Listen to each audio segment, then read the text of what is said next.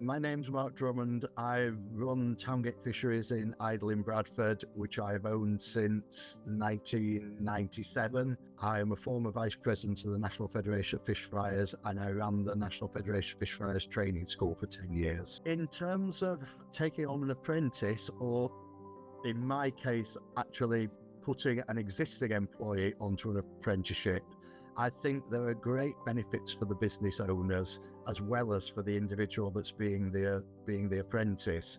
One of the main ones, I would say, is staff retention. If you've got somebody on an apprenticeship scheme, they're in a formal training program, they can see the possibility of career development, and they're much more likely to stay with you over a longer period. The apprentice that I had is now my assistant manager.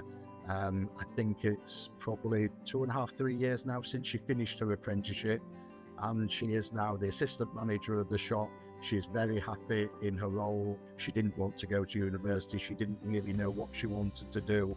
We have really benefited from that, from the skills she's learnt, and from having her as a committed long-term employee.